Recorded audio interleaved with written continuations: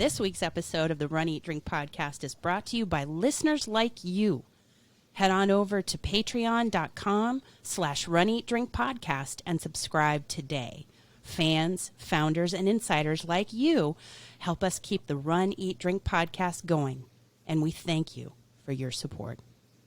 I'm Bart Yasso, and you're listening to the Run, Eat, Drink podcast.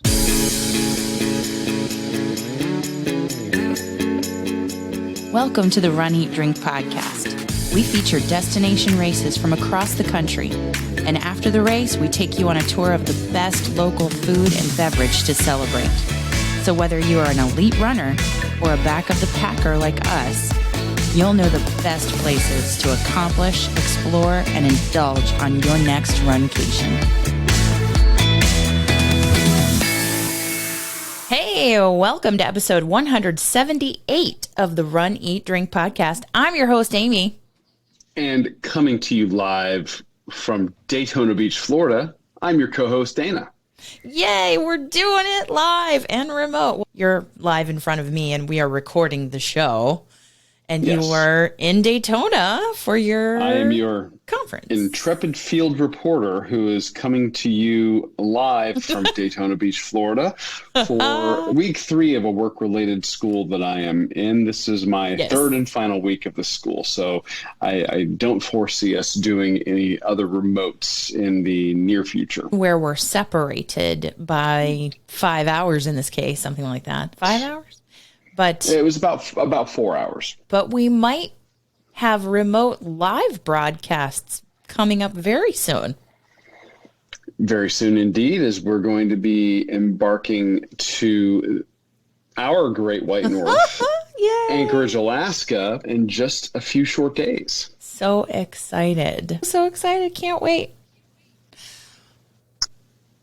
But we have much to discuss from this week. We do. We were not? a little busy. We were a little busy. Yes. We went to Tampa.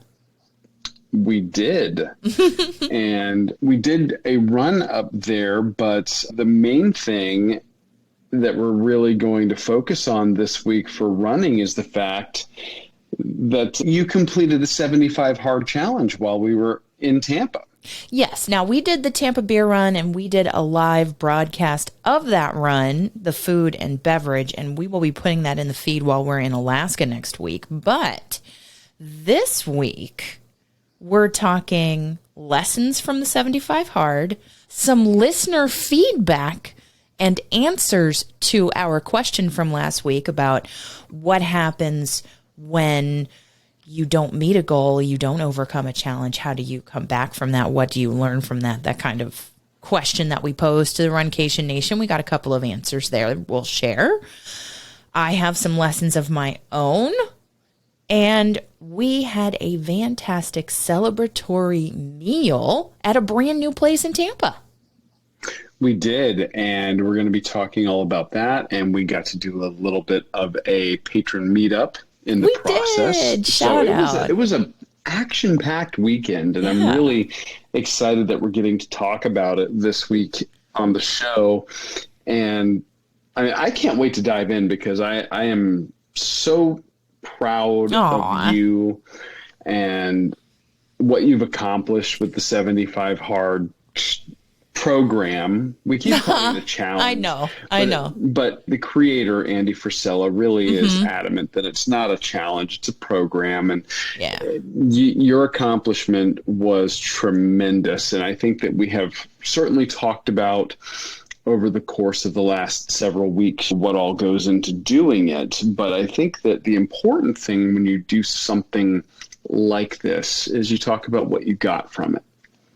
And you talked about your lessons and what you got from the experience last week, because I'm very proud of you, and I think that you got a lot out of it, learned a lot from the experience, even though you say you 75. Yes, I did. I absolutely got a lot out of the experience, really learning how to push through when you're in a constant state of tiredness and pain, knowing that you can do that and being able to overcome that, forcing yourself to make time for yourself, I think is hugely important. And it's actually not something that he talks a lot about. Making time for yourself. He doesn't really harp on that, but it's there, and it's an underlying lesson. And for me, the big takeaway was, of course, paying attention to the small details.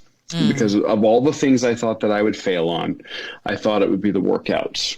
And that ended up not being the case for me. It was something very small, like the reading. So I took that lesson to heart, and I'm going to be restarting the 75 Hard Challenge on August 25th. So I now know going forward, I can do the physical part. I know that, but I need to really focus on the small details.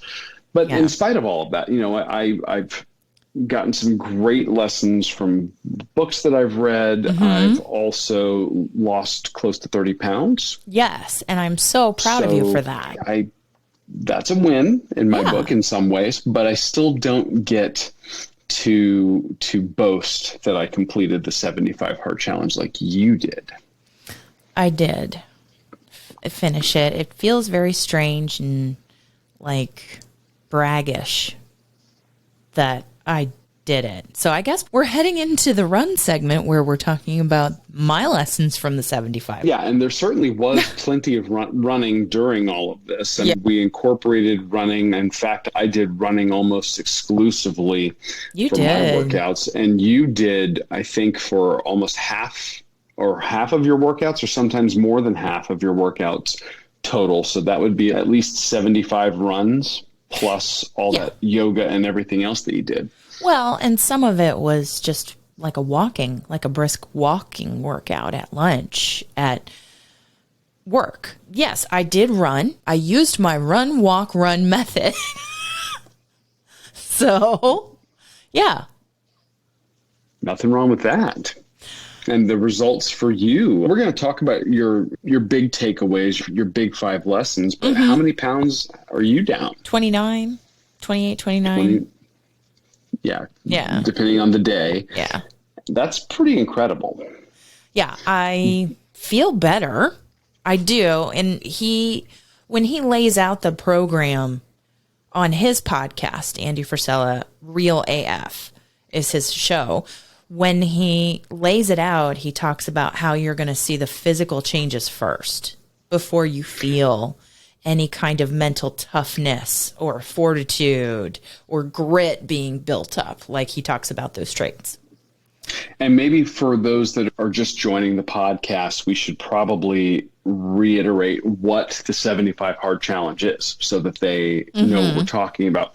Entrepreneur and podcaster Andy Frisella put forward the idea of the 75 Hard Challenge not as a physical fitness challenge, but it's the 75 Hard program. Yeah. But it has developed its own hashtag online as the 75 Hard Challenge. That's why it's hard not to say that. Yes. And what it really is all about is for 75 days, you have to adhere to a certain number of very simple tasks to do. The first task is that you stick to a diet of your choosing with no cheat meals and no alcohol. So that's step 1. Step 2 is your workouts. You have to work out twice a day. Each workout has to be at least 45 minutes long, and the workouts have to be separated by at least 3 hours. Step 3 is that you take he calls it a progress photo. Yes. Or a selfie. I keep calling it a selfie, but you actually take it for me sometimes, and I take it for you. So progress pic.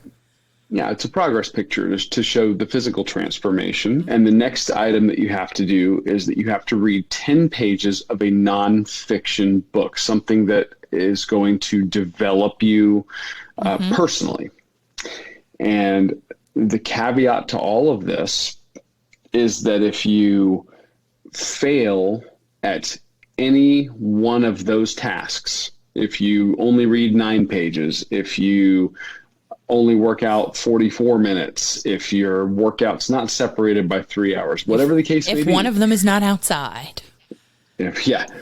Then you start over at day 1. Yeah. So that's the challenge. Now, you have recapped it well. That is what I completed this past weekend on Sunday. Was when it turned midnight Saturday into Sunday, that was the end of the 75 hard challenge for me. And how do you feel? You like said you're down 29 pounds. Yeah. And I'm just going to say up front to people in this whole podcast, in this whole segment, this running segment is really, it's difficult for me to talk about and verbalize the lessons that I learned and how I'm feeling, because I don't often share a lot of that on the show. So that's understandable. It's hard to be that vulnerable, and we're really open with with the Runcation Nation. It's been a growth journey, I think, for you in a lot of ways. Yeah. So 29 pounds, and he is right. You feel and see the physical changes first. And then the books made me think about how I'm living my life and how I wanted to live it differently, or what I wanted to continue and what I wanted to change. And I don't know, there are 5 lessons that I would say I gleaned from this program, this boot camp that will then kickstart this program, Live Hard. So, does that make sense? Yeah, it makes total sense, because 75 hard is the boot camp. Then you have phase 1, phase 2, and phase 3 of the Live Hard program. We're not going to get into all of the Live Hard stuff tonight. No. But so you started to say that the books. Yeah, there's more that were a big deal for you. There's more that I learned from it, but I thought we try to keep the shows to an hour or a little over. So I thought about the 5 lessons that really resonated with me at the end of the challenge. And we talked about that a little bit before we started to record. One of them is that nonfiction books are a hidden gem. And they don't have to be just self-help books. Some people are turned off by that term. They're like, I don't want to be seen in the self-help section in the bookstore. It's nonfiction. It could be a biography that teaches you something. There are a lot of running books out there, biographies of runners that I'm inspired by that really help me. But sure, I think there could be a stigma attached to the self-help section of the bookstore. Yeah. I can see that. Yeah. But I think self-improvement, self-development makes you stronger. And nonfiction books are a hidden gem through those stories and lessons that can help you be better. One of the books so I'll link to the books that I read during this 75 days. You're a Badass by Jen Sincero, 75 Hard Tactical Guide to Winning the War with Yourself by Andy Frisella, The Imposter Cure, and the Top 5 Regrets of Dying.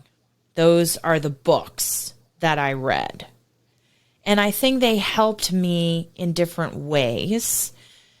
But I think that starting with You Are a Badass by Jen Sincero really set the tone for the challenge for me, because I think you can tell in my face from my selfie that I wasn't too sure I would make it through the 75 days. And I didn't really have the belief in myself. I think Andy says it on his show that if you're not going to believe in yourself, why do you expect anybody else to? And this book talks about the ways that you can discover your inner badass and do away with the stories that you tell yourself that make you feel less than. That's what I would say about that. So setting the tone, and then the 75 Hard Tactical Guide, I think that taught me about my inner voices that tell those stories. And he calls it the bitch voice versus the boss voice. That was a big takeaway for me in that book. And that was one of the books that I read also. And that is a term that you and I used a lot over the 75 days. Once we learned it, yes. Once we learned it in that book. Because he doesn't start off like that. That was your bitch voice. Mm-hmm. Listen to your boss voice. And we would encourage each other by saying that. Yeah, because your boss voice is, yes, you are a badass. You can do it. You go get it done. And then the bitch voice that he talks about is, you can't do it. You shouldn't do it. Let's not do it. That's every excuse. That voice. It's the voice with all the excuses. Mm-hmm. So I've been trying to listen to my inner voice and realize when that's happening now. So that has made me cognizant of that. The Imposter Cure, that one taught me about confirmation bias. And confirmation bias is you go on believing something, even though you've been presented with evidence that is simply not true. That is what I say the definition of confirmation bias is, or the way I remember it from that book, The Imposter Cure. Because the imposter is you going through life feeling like you're going to be discovered as some failure or some freak or somebody who is no good at what you do or who you are. So I go on believing a lot of negativity, or I have in my life gone through life thinking about myself with a lot of negativity or pessimism. And there's much evidence to the contrary. Completing the 75 Hard is one example. Getting the Golden Apple Award for Excellence in Teaching is another. That's a local award here in Florida in Lee County. Being a top performer at my current job. 2 degrees with honors. Yeah.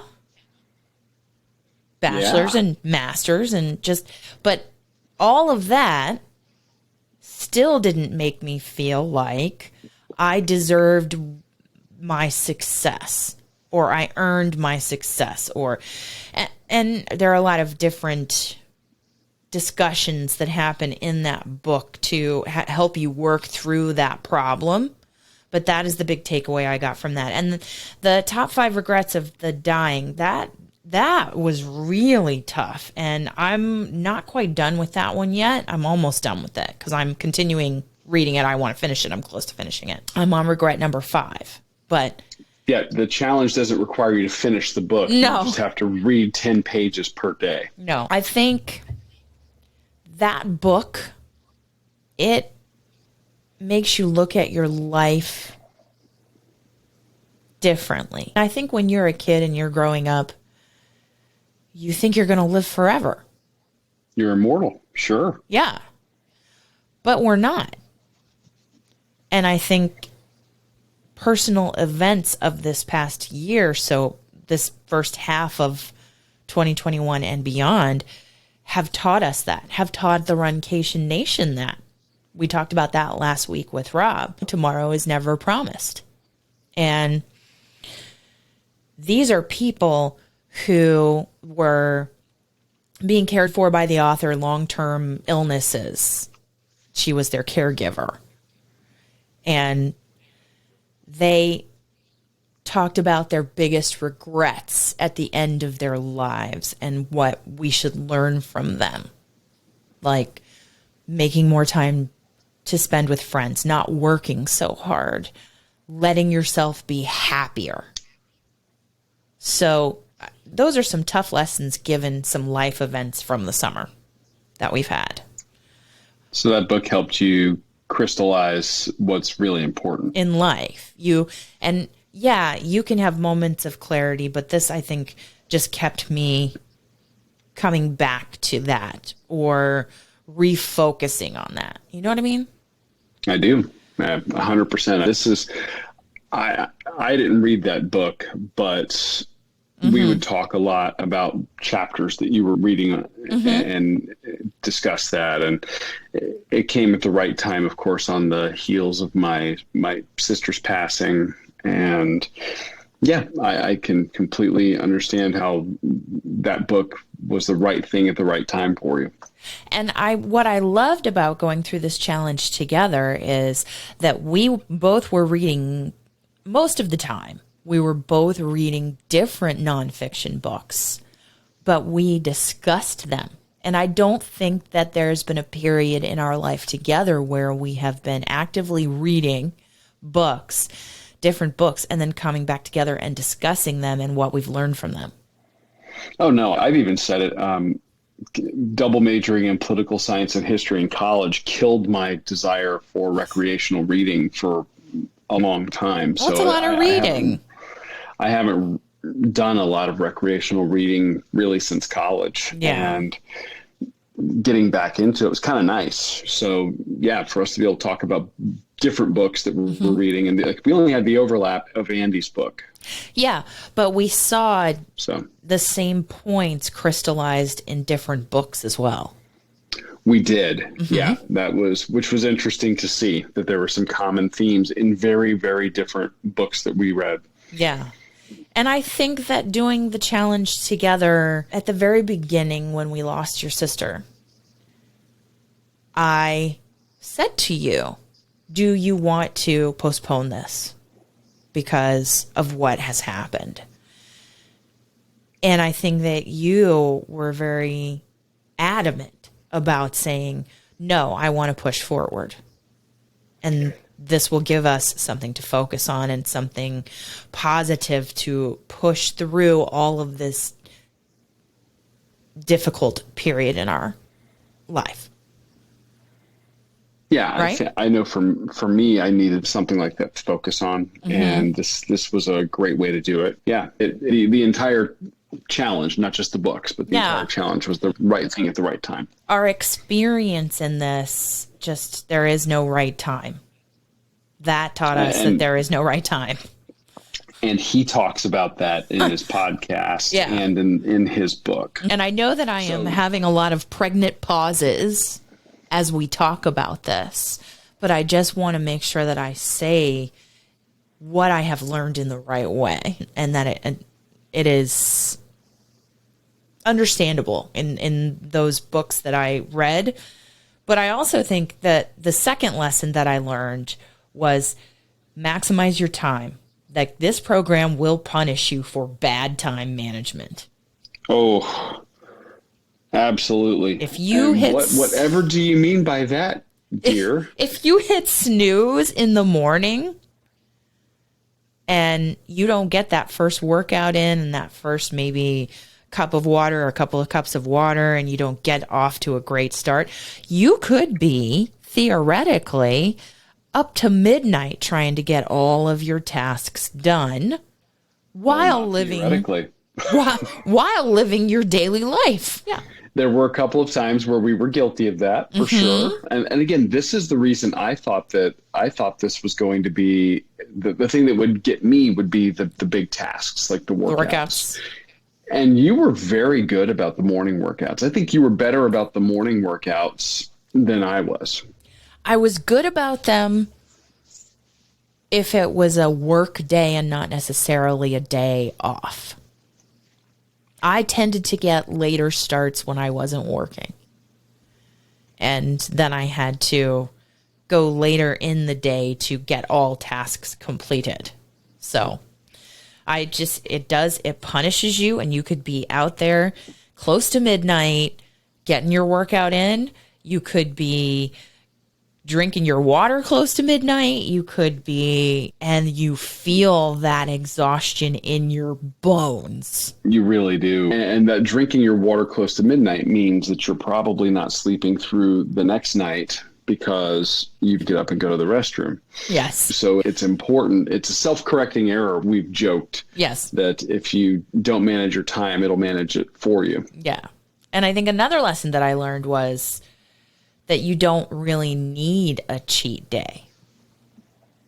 There's another episode where Andy talks about having momentum and not killing that momentum. And I think that when you have of course, yes, you're not going to be on the straight and narrow in terms of nutrition and all of that 100% of the time outside of the challenge or the boot camp 75 hard. But you don't need it. You want it, but you don't need necessarily a cheat day, and it can stall your momentum. Yeah, and I think that we were smart about the way we structured the diet plan for ourselves. We went plant-based, and that allowed us to still cover things for the show. Oh, yeah. Were not things that we made in our own kitchen. And while we didn't have cheat days built in, we were still able to go out to a restaurant and get a meal or go to a food truck and get a meal and still function without having to meal prep all of your meals every single day. Right. And you could probably put yourself in a trick bag real quick doing a program like this that doesn't allow for a cheat day if you weren't careful. Right. And it's still difficult. It's one thing that he drives home is you don't want to take the easy path. And we didn't. Eating plant-based at Disney World, you have to go and actively seek those things out, and you're checking they have a binder that you have to read through to see what the ingredients are, and sometimes you have to ask for the binder, the allergy manual. To see the ingredients. It created extra steps for us sometimes, but we were able to do it. Yeah. So you had to be more focused and mindful when you're living your daily life, whether you're at work or you go away and travel or just have a day off, whatever. I also learned, this is lesson number 4. You need to value yourself more. Or I guess I should say, I need to value myself more. Yeah. And what do you mean? Not looking for external validation all the time. And and that is a lesson that I have to think about and process every day. Because my default is to, like, what I have to say is not important. Or I should keep quiet because somebody else is saying something important and it doesn't really matter what I have to say. But it does, because I bring a unique perspective that no one else has. So I think you need to value yourself more also means you need to make time for yourself more. And there's a work task that needs to be done, maybe. And there's the workout, the gallon of water, the plant-based meal in our case. So what are you going to sacrifice, or what are you going to prioritize? Is it going to be something that's going to move you forward, get you ahead, or are you going to sacrifice yourself to get someone else ahead or something else ahead? So that is another lesson that I learned in this 75 hard boot camp. And we just talked about it when we talked about the books that I read and the tough lessons. But you can push yourself to complete something that really matters to you and is something that's really, to accomplish something that is important to you, even through the toughest life events. I think we learned that together. Yeah. Yeah. And you could have very well said, nah, we need to focus here and we don't need to do this new program, this new boot camp. We just need to put that on pause because we faced personal tragedy very early in the challenge, in the boot camp, the program. God, I keep wanting to call it a challenge. And we were just coming off of my nephew's passing, so it was really a double whammy. But it provided us, I think, a touchstone to help anchor ourselves in the here and now, in a time when you might want to be reflective, or you might want to second guess things, or the normal grieving process. So I think it was a healthy choice to do that. Yeah. And I'm glad that we made it. Do you regret it? Oh, no, I don't. I'm very glad that we stuck with it. I think that it helped in the process with dealing with everything. I am looking forward to completing the entire program myself. Yeah. So that I've got that final achievement, but the fact that we did that, I think, was very valuable. And I think that some of your lessons are things that I took away. When we talked about your experience with 75 Hard, we asked the Runcation Nation for some feedback about overcoming the fact that you didn't meet a goal or a challenge, either in life, work, running, whatever it may be. And we had a couple of people write in. We did. Yes. And we're going to start. Let's start with James. Oh, okay. Can we start with James? We can start with James. We got these are both written responses that we got. Yeah. So I'm going to be playing the part of James here. And James Miller wrote in, and he said, so many adventures and successes I could tell you about. Let's start with running. I'm 63. I hadn't run since the fall of 1975, my senior year in high school on the cross-country team. The short version is that on April 20th, 2015, I went to bed fine. I woke up the next morning ill. The diagnosis was cancer. I made a deal with God. If I could get my health back, I would run. I couldn't even walk to the mailbox. My first 5K was 8 months later in December of 2015.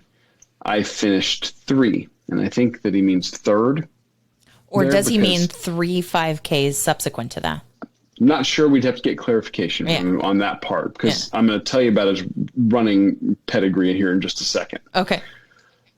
My cancer surgery was June of 2016. I ran a 5K just 5 days after surgery in 105-degree heat. My doctor, I don't think, truly thought I was serious when I asked if I could run. You should have seen the look on her face when she found out. I'm driven to motivate people to enjoy life. Life is short. I'm now president of a local running team, a Team IB Pro Fun. A little bit about my background. I've run 44 half marathons, 2 220-mile relays, 5 50Ks, a 50-miler.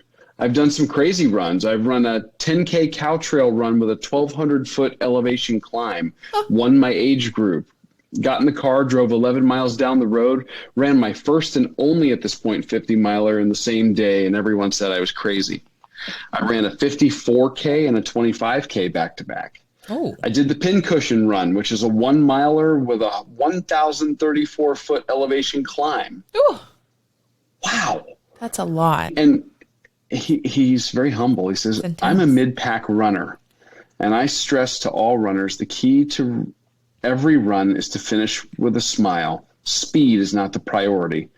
I appreciate the 3-hour to 3.5-hour marathoner.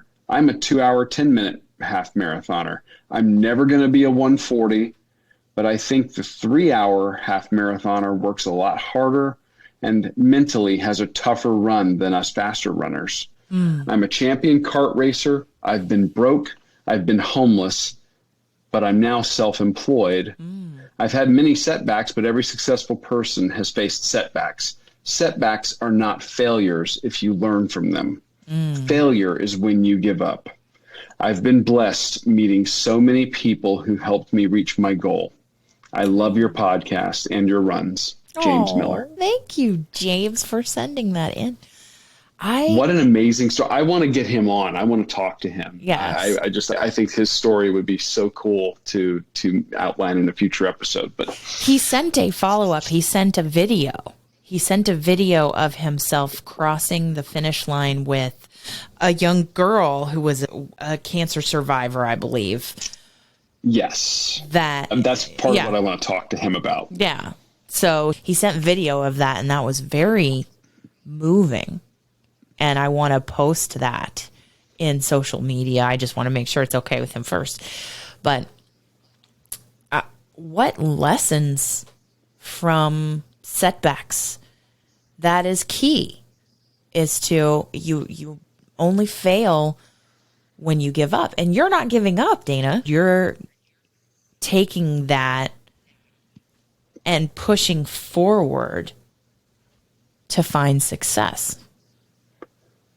Yeah, and I'm actually going to be able to tackle it smarter in the next go around. So I'm looking forward to it. I really am. You've commented to me about how you're surprised at what my attitude's been like. Yeah, and I had my day of being very angry and upset at myself. But now that I have that perspective, I think that's going to help me attack this in the next iteration. You know, we got another letter. Didn't we?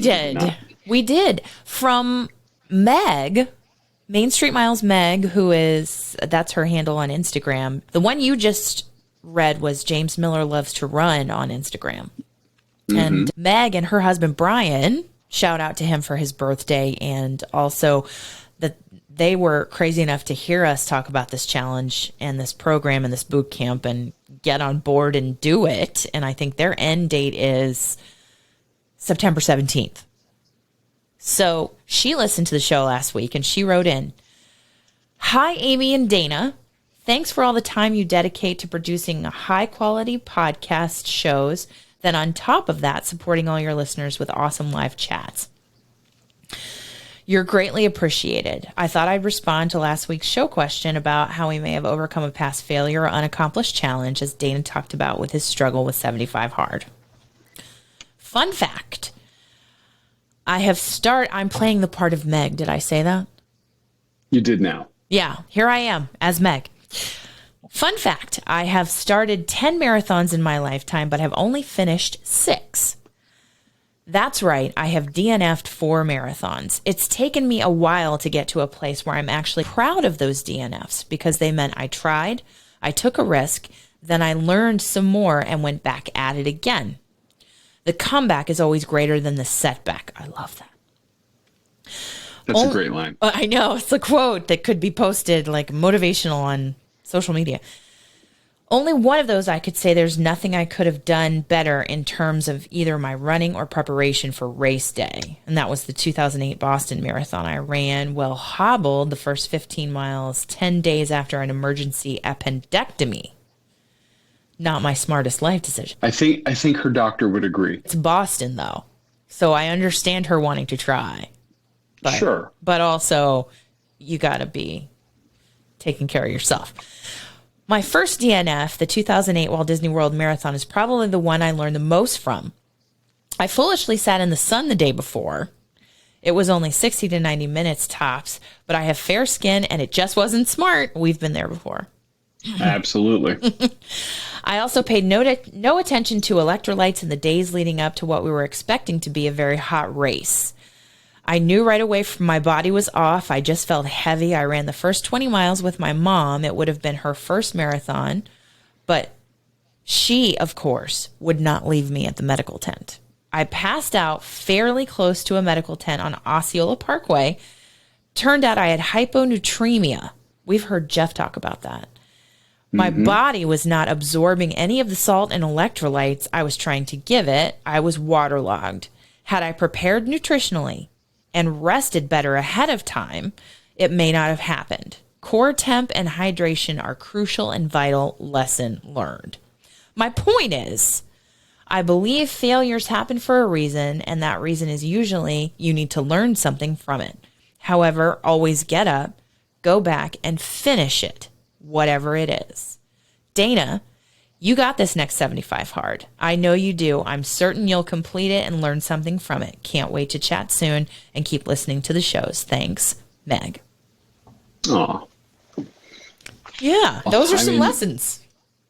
Absolutely. That is amazing. We're trying to run Boston after an appendectomy, and we've been on Osceola Parkway when it's very hot. So we understand that, and we've seen people drop at those races in those exact areas. So it absolutely can happen. Yeah. And I'm glad that she is able to finish more than she's finished more than she's not finished. So that's good. And she's learned something positive from those DNFs. Yeah. So James and Meg, thank you so much for writing in. And Meg, thank you for becoming a patron of the show, and actually this past week going from one level to another, from founder to insider. Oh, that is so awesome. So shout out to you. Yes. All right. Now, you know what I'm going to say. I do. All this talk of running has made you hungry, because it's made me hungry. And I'm thinking back to where we ate. And that was at the Boozy Pig. And I am so glad that we discovered that. Even more so, what makes my heart happy is that we got to share that experience with a patron of the show, John Schroeder. Yes, we were able to arrange a rather almost impromptu meetup with our patron, and we met for brunch on Sunday morning at the Boozy Pig in Tampa, Florida. And this place is something we've looked at for a while. Yeah. And the one time that I tried to go there doing some remote work for the show, they were closed. So we were finally able to get there, and I gotta tell you, Aim, this was a great find. I loved a great find. We found the cure for vegan eating. The cure? You call it the cure? This place cures it, because the Boozy Pig is actually not just a restaurant. It's also a full-service butcher shop that believes in basically hoof to snout butchery and using the entire animal and creating things. If they are making bacon, and they've got the pork belly, they're also doing pork butt and shoulder and pig's feet, and they're making broth, and they're using every part of the animal. Yeah. And it's in the butcher case as you walk in. It's a classic butcher shop. It looks so amazing. Their case up front. And that is when you walk in, that is what you are greeted with, is the butcher case. Sausages. Yeah. Cheeses. Steaks. Fresh, full cuts. Steaks. Chops. Pork. Everything you could think of. Yes. But before you even get in there, you got to know, when we pulled up and we parked, and before we even went inside and saw that amazing butcher case, there's a high-tech element that greets you. It's a vending machine. There's a vending machine. And it's a refrigerated vending machine outside. And it's full of meat and lard and cheese. I didn't think about that. They actually they're bringing out things like tallow for you to take home and cook with. Yes. And they put it in the vending machine. They're bringing out sausages. Everything's fresh and put in there every day. Yeah. And that you can just drive up and swipe your card and get fresh butcher products from a vending machine. It's so uniquely cool. Yeah, so that's outside, and then the beautiful counter is inside. And then there is also the restaurant portion that has bar seating, which I loved, and then also outdoor seating and indoor tables. And it's just so, the Boozy Pig, their logo is everywhere.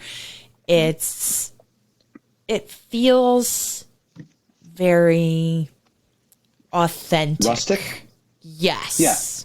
To its Authentic, purpose. Rustic. I love the fact that they have the big white subway tile that flashes everywhere. Yeah. Behind the butcher case, you could see I believe they've got like an aging room, or that's just where they were doing the actual butchering back there. Mm-hmm. But it is just a neat space. Oh. And their food is just to die for. Awesome. Let's go down the list, because the three of us had quite the spread, and we were just sharing food and talking and connecting and just having an amazing morning. Yeah, you had the breakfast Cubano.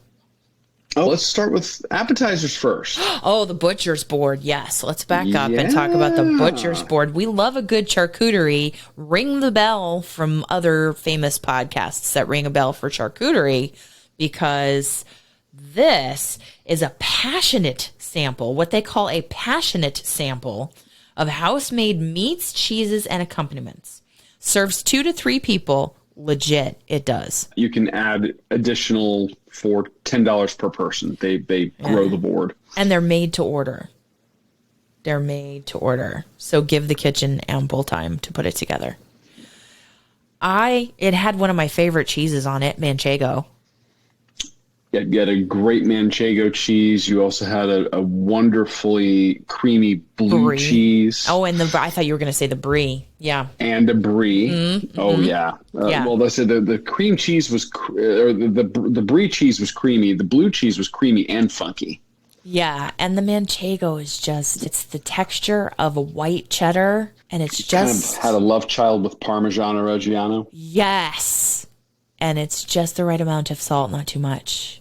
Just so good. Just so good. And I loved the balsamic, the glaze that it came with, the house-made mustard. The house-made mustard, that coarse mustard that they made was incredible. But you had that, and you also had these fresh macerated blueberries. Those were great. Those paired with the brie, that was killer. You also, of course, had green olives that were marinated. Oh, those were You had I love the brininess. House-made salami. Yes. So good. A house-made chorizo sausage. Yeah. And a pork pate. Yes. And when I hear pate, normally I'm like, no, that's not for me. But it was meaty. It wasn't like a spread, really. It was more like cubes. Yeah, it definitely had a coarser consistency than, say, a duck liver pate, for instance. Yeah. But all of that salty, meaty, cheesy, sweet elements, briny elements. It was just so flavorful and lovely to share that board. There was crostini that came along with it. It was just so lovely. What a great way to start the meal. It really was. Yeah. Yeah. And then like you said, I had the breakfast Cubano was my item of choice. And this is a breakfast riff on a Tampa classic, the Cuban sandwich. Oh. And this is farm fresh scrambled eggs with your choice of chorizo, bacon, or chicken maple sausage. I chose chorizo. So good. They put that with Swiss cheese, and then they press it on fresh baked Cuban bread. So this thing comes out. The sandwich is cut in half on the diagonal. It's pressed. It's got this wonderfully crisp exterior. It's hot to the touch. The interior items, the Swiss cheese is melted. Everything is hot and fresh inside of it. The eggs were fluffy. That chorizo that they made was such a rich flavor. I love chorizo because it is a deeply spiced pork sausage without being too spicy hot. You normally don't get a lot of heat on like a traditional. hot for hot sake. It was not like... Not at all. And I would even argue it wasn't hot, period. I don't think there was any heat to it. You get a lot of smoky flavor because traditionally it has a lot of paprika in it. And they were keeping with a pretty traditional preparation here. And it was tender. Everything worked. And this just was a comfort food sandwich. Is the best way I could describe it. Yeah. This was a very indulgent meal that we had. The butcher board is pricey. The butcher board could be a meal in itself for the table, or that, yes. Because it works out to about $10 per person. $10 per person. Board. Yeah. $10 per person. But so it's indulgent. The breakfast Cubano, though, $9.90. And it was huge. The sandwich was huge. Now, it doesn't come with a side of anything. That is just for the sandwich. But does it need it? Because it was huge. It actually doesn't need it. It was perfect. Yeah. You get that and a cup of something to drink to go with it, what we're going to talk about in a couple of minutes. You're a happy camper for brunch. Oh, yeah. We couldn't control ourselves. I had the steak frites. Yes, you did. I did. And it was served with a lemon horseradish aioli and a demi-glace with tallow fries. Now, a lot of people don't know what that is. So talk about that. This is a kind of a culinary cheat, if you will. Why do you call it a cheat? Because most people cook French fries. They put some vegetable oil in a pot. They bring it up to 350. They drop their fries in and give it a few minutes, and boom, there you go. When you cook your fries in tallow, you're cooking it in rendered beef fat. Oh, so good. Rendered clarified beef fat usually, and this was no exception. You showed me these fries, and these were big, just wedges of potato. Yes, that they fried in this beef fat. And when you let me taste one, I'm like, oh, this thing's magical. These were incredible. Yes. So they let me pick my own cut of meat. And generally, I believe that the chef will choose unless you say you want a specific cut of meat. And I was after a ribeye. After a ribeye. Yeah. The chef's choice that day was a sirloin. Yes. And that would have been $19.90. They adjust the price depending on the cut and size of steak you choose if you go up to the butcher case to pick one. Which I did. And I'm not sorry.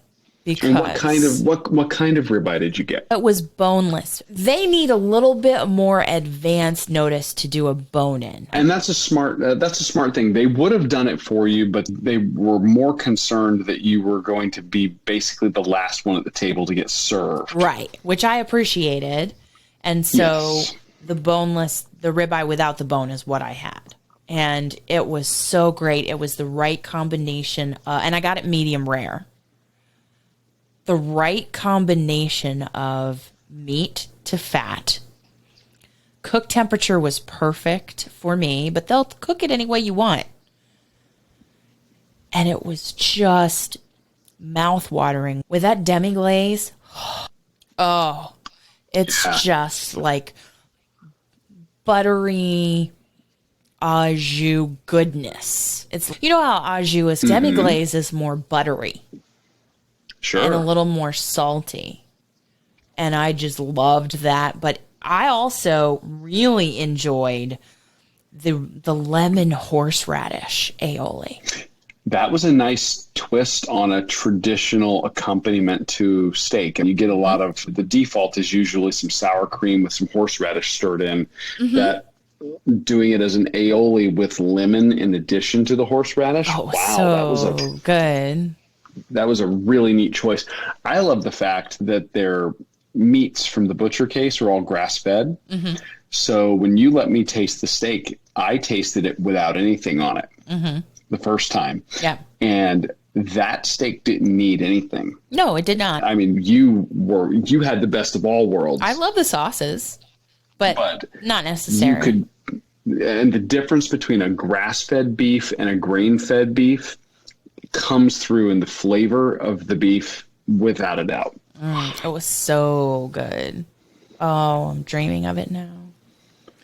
And John got something that I was actually eyeballing when we were looking at the menu ahead of getting there. He got an item on the menu called the back to bed. Yes, yes. And this is just a bowl of comfort food goodness. It is Southern. In a bowl. Comfort this is all Southern. Yeah. In a bowl, you get 3 homemade smoked cheddar biscuits. They top those biscuits with collard greens, chorizo sausage gravy, and a farm fresh fried egg. So good. So it's biscuits and gravy with collards and an egg. Come on. Love those flavors together. Again, we're tasting them. Their sausage gravy is insanely good. That chorizo makes such an incredible gravy. Flaky biscuits. Oh, and Southern collard greens.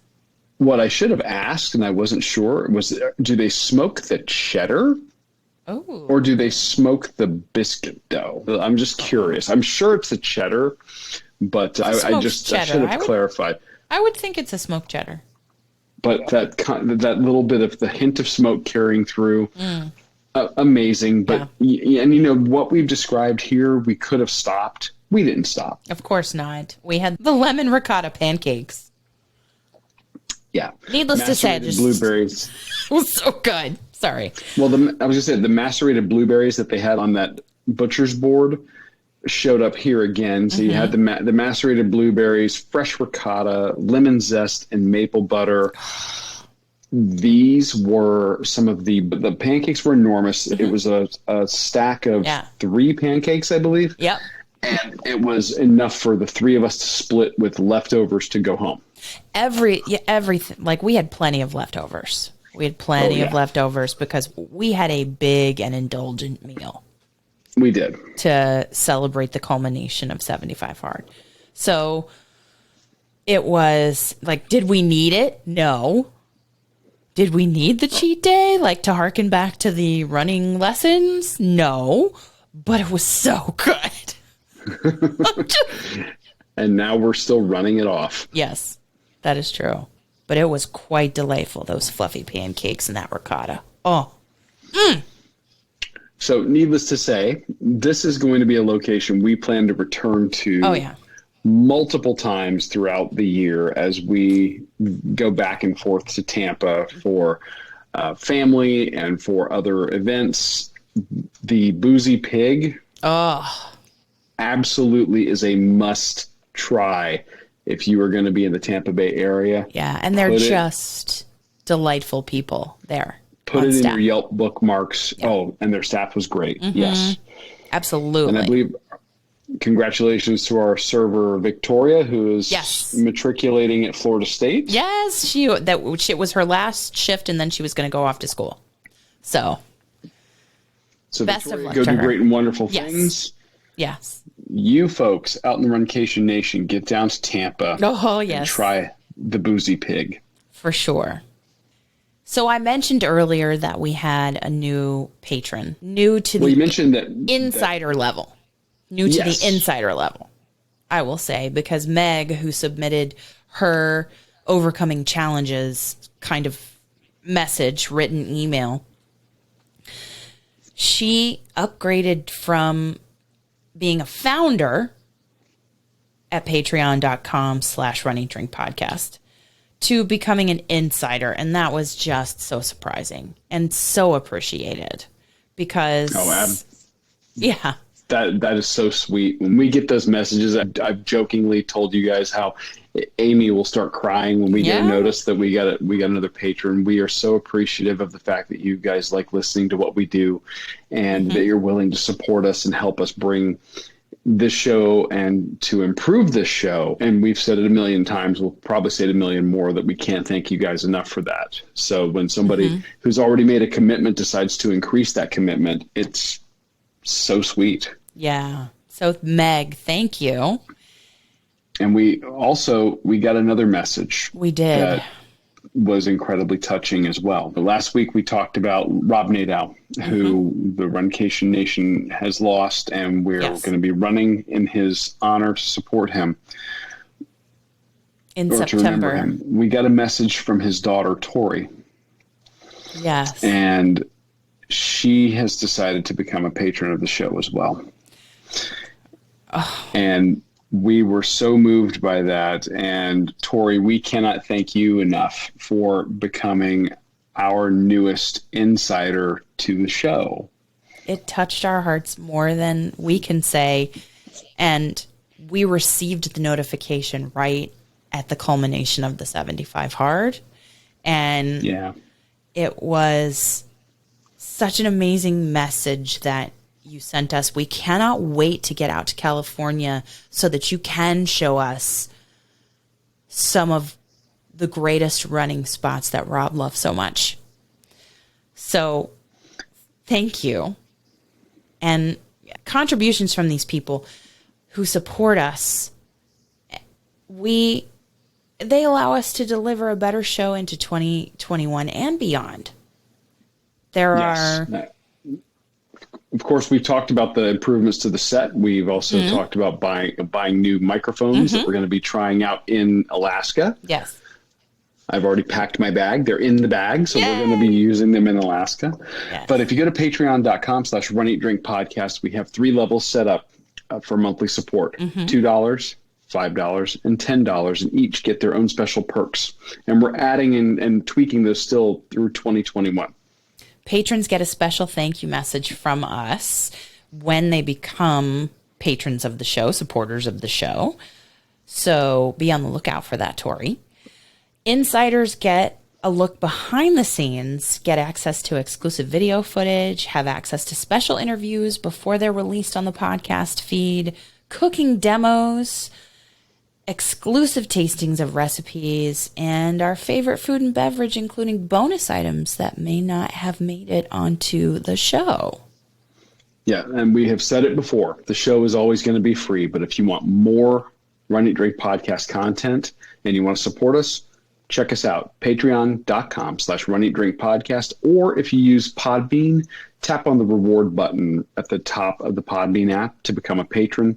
All the same perks are there. You don't even have to leave the Podbean ecosystem. As always, we thank everyone for all the ways you support the Run, Eat, Drink podcast. So we did have a drink to celebrate the 75 Hard Challenge ending for Aimee. Yes, we did. Yes. Actually, you could say we had 2, but we combined them because, and again, we're going to talk about what we had at the Boozy Pig because we were having brunch. And if you're having brunch, sometimes you just got to go with the caffeinated option. Got to go with coffee. Cafe con leche. And if you're in Tampa, Cafe con leche is a no-brainer. This is basically a Cuban version of a latte. It's espresso or Cuban coffee, which is basically espresso and sugar, and then that's mixed with steamed milk. It's rich, it's sweet, it's highly caffeinated. Oh yeah. And they did a great one. They made a phenomenal cafe con leche there. I thought it went perfectly with your breakfast cubano. Oh, I mean, classic Tampa. Classic Tampa. Absolutely. And I know people are shocked. They're saying, wait a minute, 75 Hard's over. You guys have been doing without the adult beverages. The Boozy Pig doesn't have adult beverages. They are a BYOB establishment. They will provide orange juice. They will provide cafe con leche, delicious and delightful on their own. But then you can bring the champagne, the Prosecco. Or the booze. The booze. We saw somebody walk in with some tequila. We did. And we came prepared. We did. Because to celebrate the end of the 75 Hard Challenge, I purchased a bottle of bourbon that was $75. And this is the Iron Smoke casket strength bourbon. We'll have a link in the show notes. Yes. This is a 120 proof bourbon that I got recommended to me by a friend of mine at work who is a huge fan of bourbon. He said, you've really got to try this. There actually is a smoky note to this that is very much complements the normal vanilla and caramel notes of the bourbon without overpowering it. And if you get the casket strength, you basically get an extra kick in the pants. Kick in the pants. Yes. Is the way that you describe that. That's the way I'm going to describe it. And it's keep our family friendly rating. Yeah. So it's the Iron Smoke Distillery. And we'll have a link to it. Yes. That provides that amazing bourbon experience. So. Now, you may have had one of those at midnight. I did. And why don't you tell everybody what you thought of it? It was smoky. Yes. It was smoky and strong. And maybe that's just because I spent 75 days not having any alcohol or any cheat meals or anything. It was caramel notes, vanilla notes, and the smoke note. It you could taste that it was strong. And yeah. And I mean, it had I liked it. I liked it. I think it would make a mean old fashioned. I think it would make a great Manhattan. We had it just straight, but I might recommend maybe a drop of water to smooth out the edge that makes it so strong. That's what I would say. Yeah, maybe a few drops of water just to open that up. You're right. I think that would have been a good way to go. I know when I had it neat, to me, it reminded me of, it was almost like smoked or gently smoked brown sugar. Yes. With a little bit of vanilla in there. Mm-hmm. And I think that maybe the drop of water would open up those sweeter notes. I agree. But we brought that. We brought that into the restaurant. Yes. And it makes a wonderful addition to your café con leche. Yes, it does. Oh my goodness. It was the designated drinker's delight. Felt like a hashtag. I don't know. Josh will have to tell us if it's a hashtag. But yeah, it was a delight. The Café con Leche on its own was just delicious. With the bourbon, there was smoky and sweet and just delight with that wonderful brunch. I love it. We're going to have a link to the bourbon. We're going to, of course, have a link to the Boozy Pig. Yes. And I believe that you've got a couple of amazing photos of the food. Yeah, we have. Which are going to be in episode artwork and on social throughout the week. Sweet. That brings us to the end of another episode, a supersized episode, if you will. Yes. Yeah. Guys, please don't forget about the virtual race. The We Love Truckers Rob Nadeau Memorial Virtual Race. That is live and you can register for it. We have a bunch of people from the Runcation Nation registered. Pick your distance. It doesn't matter what you're running. It supports organizations that Rob wanted to highlight and help, like the St. Christopher's Truckers Relief Fund and Coke Trucking. These organizations work to support and show appreciation for the many truck drivers across the United States. We're going to be running our miles during Truck Driver Appreciation Week, which is September 12th through the 18th, and it culminates in Rob's birthday on the 18th. Yeah, so we would love it if you guys would get registered. You don't have to run it with us. We just think it would be really great to have a huge representation of you all, and that's everybody listening. You're now members of the Runcation Nation. Yes. So find out more information about the organization and sign up for the race. We have a link in the show notes. Yep. It's a run sign up link, and it just takes you right to it. But we also have links to the St. Christopher's Truckers Relief Fund and Coke Trucking as well. Indeed. Thank you so much for listening this week, for joining us. Thank you. I was going to say, and thank you for sticking with us on this supersized episode. Yes, for joining us on a rather lengthy episode. So wherever you were, you might have been cooking, you might have been on a long run, a commute to work, you might have been cleaning around the house. Just thank you for tuning in wherever you are. I'm your host, Aimee. And I'm your co-host, Dana, live from Daytona Beach, Florida. Yes, I miss you. I can't wait to be with you again. For now, stay safe. Everybody, stay safe, stay well, and we will accomplish, explore, and indulge with you really soon. Thanks for listening to this week's episode of the Run, Eat, Drink podcast. We're having another great year thanks to your support. Don't forget to follow us on Facebook and Instagram. We're at Run, Eat, Drink Podcast. And on Twitter, we're Run, Eat, Drink Pod.